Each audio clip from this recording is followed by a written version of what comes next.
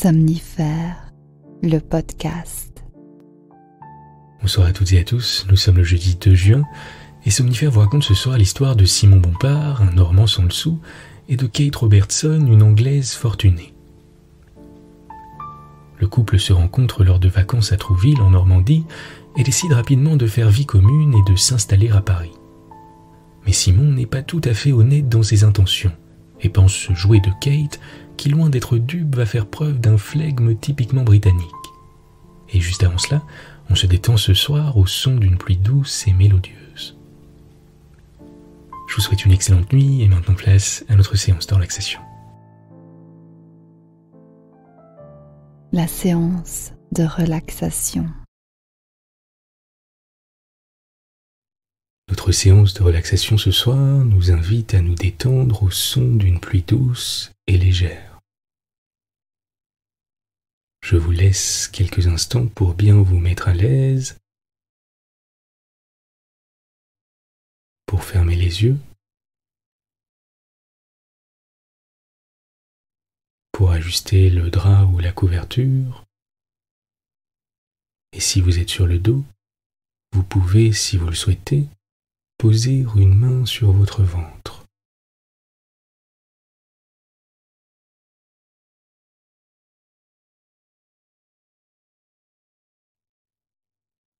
Pendant quelques instants, portez simplement votre attention sur les mouvements de votre respiration.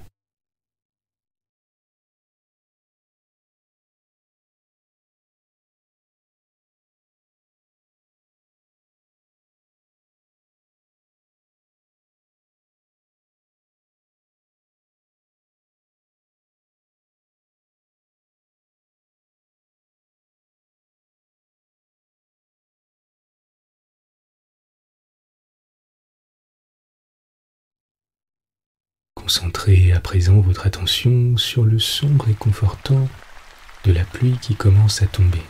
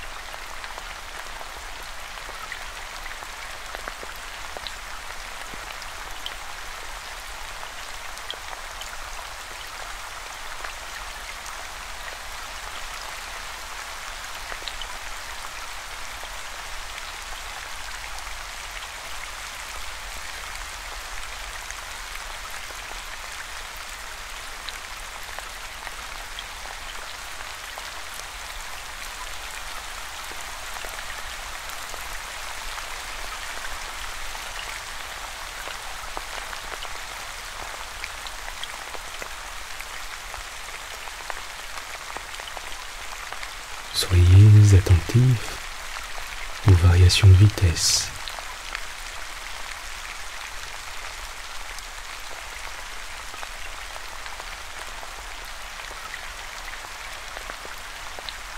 Au poids des gouttes qui tombent.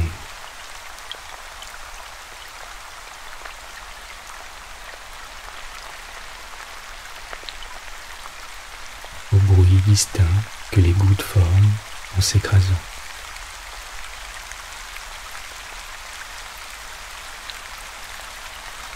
À cette mélodie apaisante et réconfortante.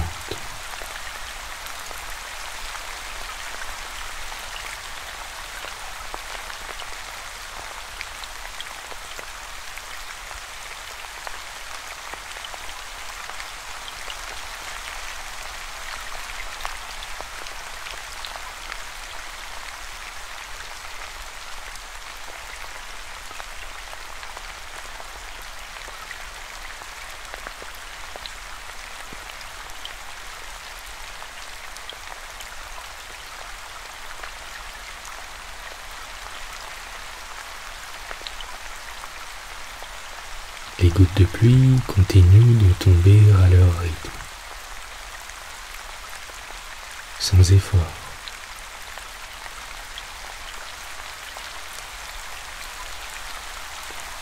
Avec constance.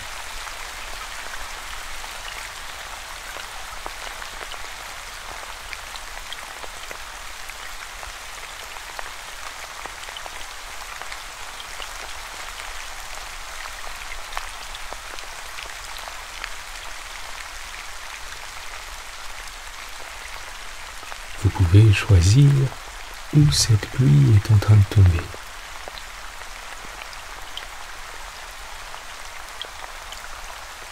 Peut-être sur le pavé d'une ville endormie.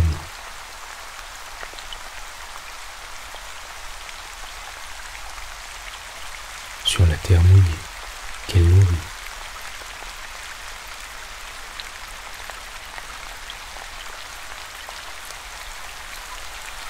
Sur la toile d'une tente.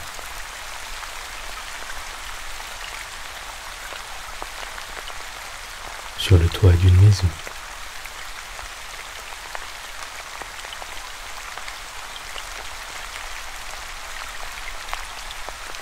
Laissez votre pluie tomber où vous le souhaitez.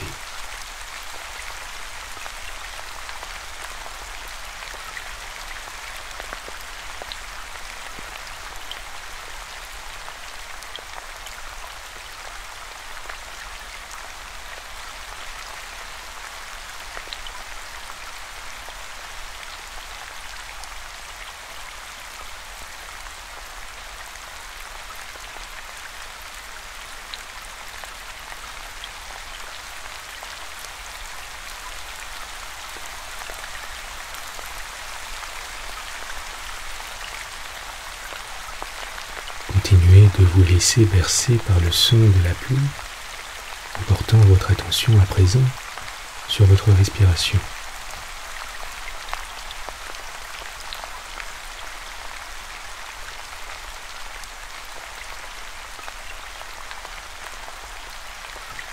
Sur l'air qui entre et sort de vos narines,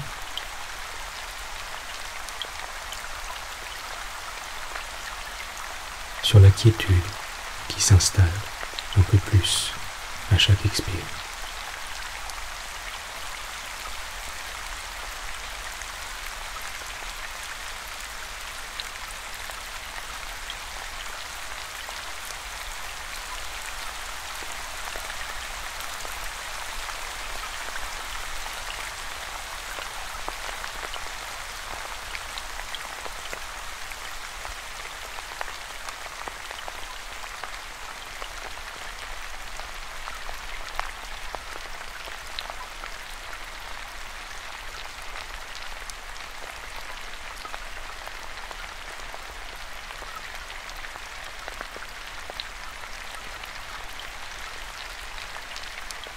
Notez comme la pluie fait ressortir l'odeur des choses. Une odeur fraîche et singulière.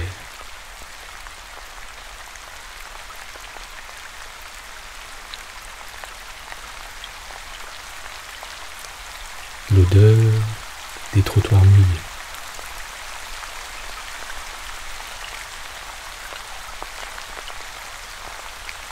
L'odeur de la terre.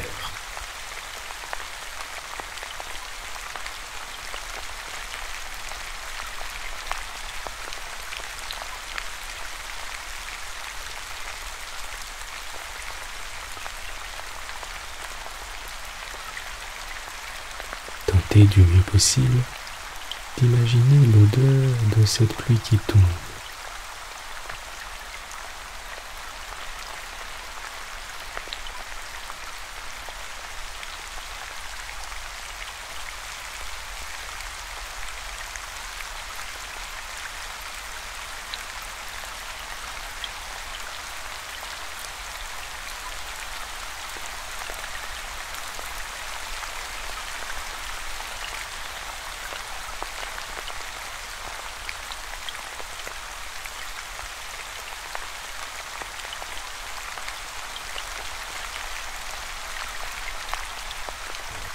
Tâchez de bien relâcher les épaules et la nuque.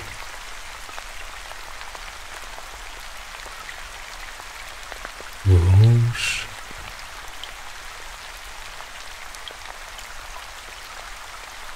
Vos genoux.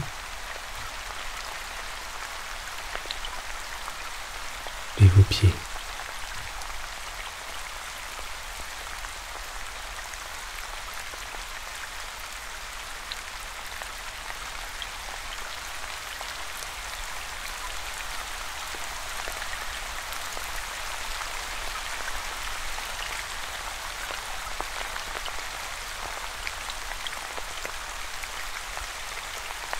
Et alors que la détente vous immerge, autorisez votre esprit à divaguer.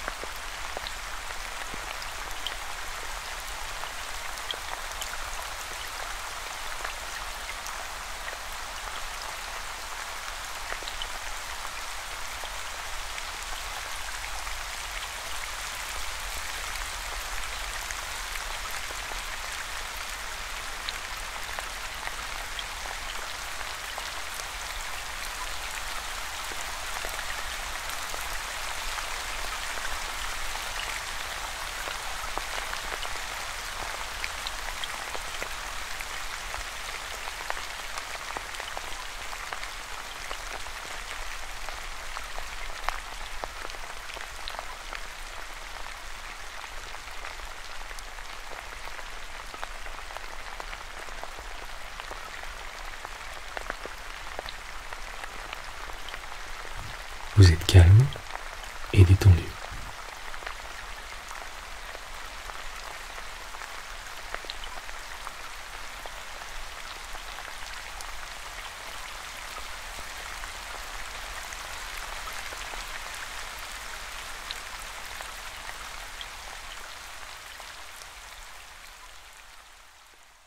L'histoire du soir. Maupassant, Bompard. Simon Bompard l'a trouvée souvent mauvaise, la vie.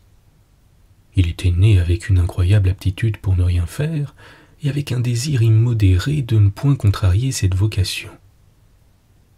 Tout effort moral ou physique, tout mouvement accompli pour une besogne lui paraissait au-dessus de ses forces. Aussitôt qu'il entendait parler d'une affaire sérieuse, il devenait distrait, son esprit étant incapable d'une tension ou même d'une attention. Fils d'un marchand de nouveautés de Caen, il se l'était coulé douce, comme on disait dans sa famille, jusqu'à l'âge de 25 ans. Mais ses parents demeurant toujours plus près de la faillite que de la fortune, il souffrait horriblement de la pénurie d'argent. Grand, gros, beau garçon, il s'habillait avec une élégance tapageuse de provincial en fête. Il riait, criait, gesticulait à tout propos, étalant sa bonne humeur orageuse avec une assurance de commis voyageur. Il considérait que la vie était faite uniquement pour bambocher et plaisanter. Et sitôt qu'il lui fallait mettre un frein à sa joie braillarde, il tombait dans une sorte de somnolence hébétée, étant même incapable de tristesse. Ses besoins d'argent le harcelant, il avait coutume de répéter une phrase devenue célèbre dans son entourage. « Pour 10 000 francs de rente, je me ferai bourreau. » Or il allait chaque année passer 15 jours à Trouville. Il appelait ça faire sa saison. Il s'installait chez des cousins qui lui prêtaient une chambre, et du jour de son arrivée au jour du départ, il se promenait sur les planches qui longent la grande plage de sable. Il allait d'un pas assuré, les mains dans ses poches ou derrière le dos, toujours vêtu d'amples habits, de gilets clairs et de cravates voyantes, le chapeau sur l'oreille et un cigare d'un sou dans le coin de la bouche. Il allait, frôlant les femmes élégantes, toisant les hommes en gaillards prêts à se flanquer une tripotée, et cherchant, car il cherchait. Il cherchait une femme comptant sur sa figure, sur son physique. Il s'est aidé. Que diable, dans le tas de celles qui viennent là, je finirai bien par trouver mon affaire. Et il cherchait avec un flair de chien de chasse, un flair de Normand, sûr qu'il la reconnaîtrait rien qu'en l'apercevant, celle qui le ferait riche. Ce fut un lundi matin qu'il murmura. Tiens. Il faisait un temps superbe, un de ces temps jaunes et bleus du mois de juillet où on dirait qu'il pleut de la chaleur. La vaste plage couverte de monde, de toilettes de couleurs, avait l'air d'un jardin de femmes. Et là-bas, on apercevait vaguement dans une brume la côte du Havre portant à son sommet 2 points blancs, les phares de Sainte-Adresse. Il s'était dit « Tiens, en la rencontrant pour la 3e fois et en sentant sur lui son regard, son regard de femme mûre, expérimentée et hardie. Déjà, il l'avait remarquée les jours précédents, car elle semblait aussi en quête de quelqu'un. C'était une Anglaise assez grande, un peu maigre, l'Anglaise audacieuse dont les voyages et les circonstances ont fait une espèce d'homme. Pas mal d'ailleurs, marchant sec d'un pas court, vêtue simplement, sobrement, mais coiffée d'une façon drôle, comme elles se coiffent toutes. Elle avait les yeux assez beaux, les pommettes saillantes, un peu rouges, les dents trop longues, toujours au vent. Quand il arriva près du port, il revint sur ses pas pour voir s'il la rencontrerait encore une fois. Il la rencontra et lui jeta un coup d'œil enflammé, un coup d'œil qui disait « Me voilà ». Mais comment lui parler? Il revint une 5e fois, et comme il la voyait de nouveau arriver en face de lui, elle laissa tomber son ombrelle. Il s'élança, la ramassa et la présentant. « Permettez, madame », elle répondit. « Vous êtes fort gracious. » Et ils se regardèrent. Il ne savait plus que dire. Elle avait rougi. Alors s'enhardissant, il prononça. « En voilà du beau temps. » Elle murmura. « Delicious. » Et ils restèrent encore en face l'un de l'autre, embarrassés, et ne songeant d'ailleurs à s'en aller ni l'un ni l'autre. Ce fut elle qui eut l'audace de demander. « Vous étiez pour longtemps dans cet pays ?» Il répondit en souriant. « Oh oui, tant que je voudrais. » Puis brusquement il proposa. « Voulez-vous venir jusqu'à la jetée? C'est si joli par ces jours-là. » Elle dit simplement. Je voulais bien. Ils s'en allèrent côte à côte, elle de son allure sèche et droite, lui de son allure balancée de dindon qui fait la roue. 3 mois plus tard, les notables commerçants de Caen recevaient un matin une grande lettre blanche qui disait « Monsieur et Madame Prosper Bompard ont l'honneur de vous faire part du mariage de Monsieur Simon Bompard, leur fils, avec Madame veuve Kate Robertson. » Et sur l'autre page, Madame veuve Kate Robertson a l'honneur de vous faire part de son mariage avec Monsieur Simon Bompard. Ils s'installèrent à Paris. La fortune de la mariée s'élevait à 15 000 francs de rente bien clairs. Simon voulait 400 francs par mois pour sa cassette personnelle. Il dut prouver que sa tendresse méritait ce sacrifice. Il le prouva avec facilité et obtint ce qu'il demandait. Dans les premiers temps, tout alla bien. Madame Bompard jeune n'était plus jeune, assurément, et sa fraîcheur avait subi des atteintes. Mais elle avait une manière d'exiger les choses qui faisait qu'on ne pouvait les lui refuser. Elle disait avec son accent anglais volontaire et grave « Nous allons nous coucher », qui faisait aller Simon vers le lit comme un chien à qui on ordonne « à la niche ». Et elle savait vouloir en tout, de jour comme de nuit, d'une façon qui forçait les résistances. Elle ne se fâchait pas, elle ne faisait point de scène, elle ne criait jamais, elle n'avait jamais l'air irritée ou blessée ou même froissée. Elle savait parler, voilà tout, et elle parlait à propos d'un ton qui n'admettait point de réplique. Plus d'une fois Simon faillit hésiter. Mais devant les désirs impérieux et brefs de cette singulière femme, il finissait toujours par céder. Cependant, comme il trouvait monotones et maigres les baisers conjugaux, et comme il avait en poche de quoi s'en offrir de plus gros, il s'en paya bientôt à satiété, mais avec 1000 précautions. Madame Bompard s'en aperçut sans qu'il devinât à quoi, et elle lui annonça un soir qu'elle avait loué une maison à Mantes où ils habiteraient dans l'avenir. L'existence devint plus dure. Il essaya des distractions diverses qui n'arrivaient point à compenser le besoin de conquête féminine qu'il avait au cœur. Il pêcha à la ligne, sut distinguer les fonds qu'aime le goujon, ceux que préfère la carpe ou le gardon, les rives favorites de la brème et les diverses amorces qui tentent les divers poissons. Mais en regardant son flotteur trembloter au fil de l'eau, d'autres visions hantaient son esprit. Il devint l'ami du chef de bureau de la sous-préfecture et du capitaine de gendarmerie. Ils jouèrent au whist le soir au café du commerce, mais son œil triste déshabillait la reine de trèfle ou la dame de carreau, tandis que le problème des jambes absentes dans ses figures à deux têtes embrouillait tout à fait les images écloses en sa pensée. Alors, il conçut un vrai plan de Normand rusé.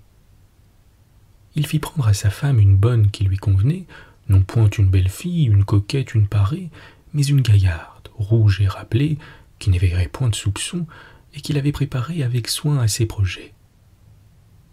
Elle leur fut donnée en confiance par le directeur de l'octroi, un ami complice et complaisant qui la garantissait sous tous les rapports. Et Madame Bompard accepta avec confiance le trésor qu'on lui présentait. Simon fut heureux avec précaution, avec crainte et avec des difficultés incroyables. Il ne dérobait à la surveillance inquiète de sa femme que de très courts instants par-ci par-là, sans tranquillité. Il cherchait un truc, un stratagème, et il finit par en trouver un qui réussit parfaitement. Madame Bompard, qui n'avait rien à faire, se couchait tôt, tandis que Bompard, qui jouait au whist, au café du commerce, rentrait chaque jour à 9h30 précises. Il imagina de faire attendre Victorine dans le couloir de sa maison, sur les marches du vestibule, dans l'obscurité. Il avait 5 minutes au plus, car il redoutait toujours une surprise. Mais enfin 5 minutes de temps en temps suffisaient à son ardeur. Et il glissait un louis, car il était large en ses plaisirs, dans la main de la servante qui remontait bien vite à son grenier. Et il riait, il triomphait tout seul, il répétait tout haut comme le barbier du roi Midas dans les roseaux du fleuve en pêchant la blette. Fichue dedans, la patronne. Et le bonheur de ficher dedans Madame Bompard équivalait certes pour lui à tout ce qu'avait d'imparfait et d'incomplet sa conquête à gages. Or un soir, il trouva comme d'habitude Victorine l'attendant sur les marches. Mais elle lui parut plus vive, plus animée que d'habitude, et il demeura peut-être 10 minutes au rendez-vous du corridor. Quand il entra dans la chambre conjugale, Madame Bompard n'y était pas. Il sentit un grand frisson froid qui lui courait dans le dos, et il tomba sur une chaise, torturé d'angoisse. Elle apparut, un bougeoir à la main. Il demanda tremblant. « Tu étais sortie ?» Elle répondit tranquillement. « Je étais dans la cuisine boire un verre d'eau. » Il s'efforça de calmer les soupçons qu'elle pouvait avoir, mais elle semblait tranquille, heureuse, confiante, et il se rassura. Quand ils pénétrèrent le lendemain dans la salle à manger pour déjeuner, Victorine mit sur la table les côtelettes. Comme elle se relevait, Madame Bompard lui tendit un louis qu'elle tenait délicatement entre 2 doigts et lui dit, avec son accent calme et sérieux, « Tenez, ma fille, voilà 20 francs dont j'avais privé vous hier au soir. Je vous les rendais. » Et la fille interdite prit la pièce d'or qu'elle regardait d'un air stupide, tandis que Bompard, effaré, ouvrait sur sa femme des yeux énormes. Bonne nuit. Bonne nuit.